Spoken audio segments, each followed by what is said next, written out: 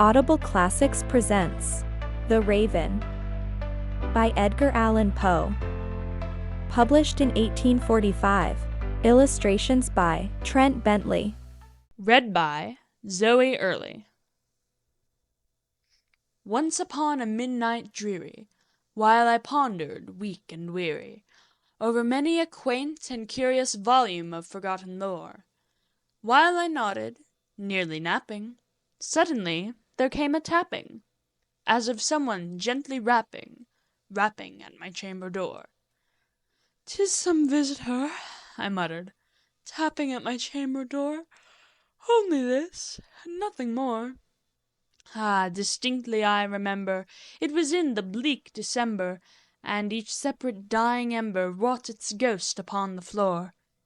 Eagerly I wished the morrow, vainly I had sought to borrow from my books surcease of sorrow, sorrow for the lost Lenore, for the rare and radiant maiden whom the angels named Lenore, nameless here forevermore.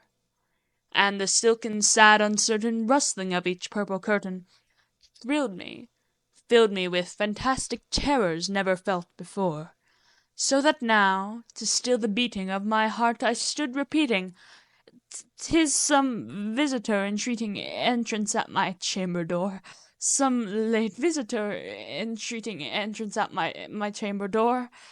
This it is, and nothing more." Presently my soul grew stronger, hesitating then no longer. "Sir," said I, "or madam, truly your forgiveness I implore. But the fact is, I was napping, and so gently you came rapping, and so faintly you came tapping at my chamber door, that I scarce was sure I heard you. Here I opened wide the door, but darkness there, and nothing more." Deep into that darkness peering, long I stood there, wondering, fearing, doubting, dreaming dreams no mortal ever dared to dream before.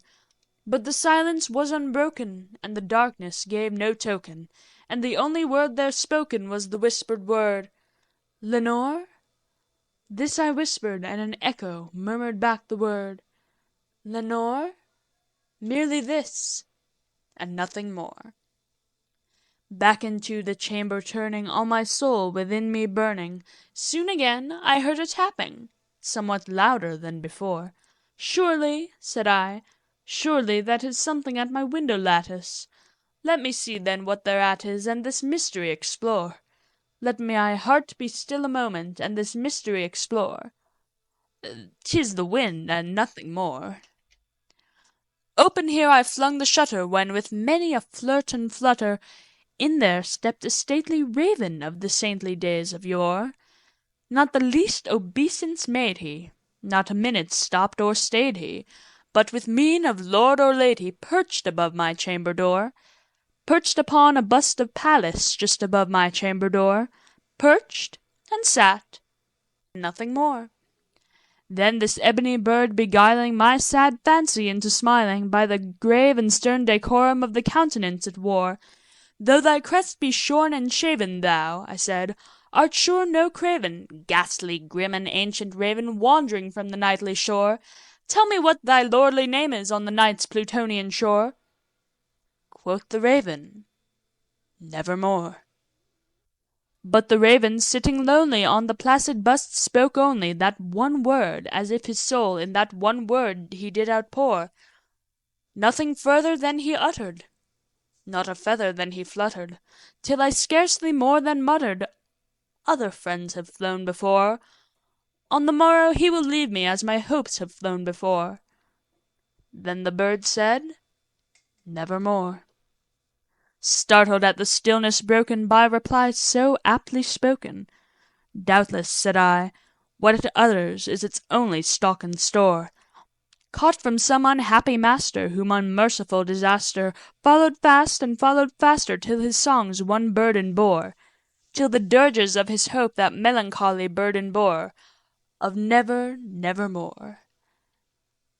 But the raven still beguiling all my sad soul into smiling, straight I wheeled a cushioned seat in front of bird and bust and door, Then upon the velvet sinking, I betook myself to linking fancy unto fancy, thinking what this ominous bird of yore, what this grim, ungainly, gaunt, and ominous bird of yore meant in croaking nevermore. This I sat engaged in guessing, but no syllable expressing to the fowl whose fiery eyes now burned into my bosom's core.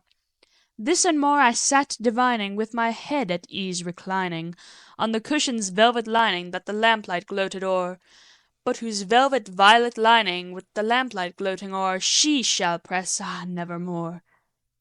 Then, methought, the air grew denser, perfumed from an unseen censer, swung by seraphim whose footfalls tinkled on the tufted floor. "Wretch," I cried, "thy God hath lent thee, by these angels he hath sent thee, respite and nepenthe from thy memories of Lenore. Quaff, oh quaff this kind nepenthe, and forget this lost Lenore." Quoth the raven, "Nevermore." "Prophet," said I, "thing of evil, prophet still if bird or devil, whether tempter sent or whether tempest tossed thee here ashore, desolate yet all undaunted, on this desert land enchanted, on this home by horror haunted, tell me truly, I implore, is there balm in Gilead? Tell me, I implore." Quoth the raven, "Nevermore." "Prophet," said I, "thing of evil, prophet still if bird or devil, by the heaven that bends above us, by that God we both adore, tell this soul with sorrow laden, if within the distant Aidenn it shall clasp a sainted maiden, whom the angels named Lenore, clasp a rare and radiant maiden, whom the angels named Lenore." Quoth the raven, "Nevermore." "Be that word our sign of parting, bird or fiend," I shrieked upstarting. "Get thee back into the tempest and the night's Plutonian shore. Leave no black plume as a token of that lie thy soul hath spoken. Leave my loneliness unbroken. Quit the bust above my door. Take thy beak from out my heart, and take thy form from off my door." Quoth the raven, "Nevermore." And the raven, never flitting, still is sitting on the pallid bust of Pallas just above my chamber door, and his eyes hath all the seeming of a demon's that is dreaming, and the lamplight o'er him streaming throws his shadow on the floor, and my soul from out that shadow that lies floating on the floor shall be lifted nevermore. This has been an Audible Classics presentation. Be sure to give a thumbs up and subscribe to our channel if you enjoyed this content.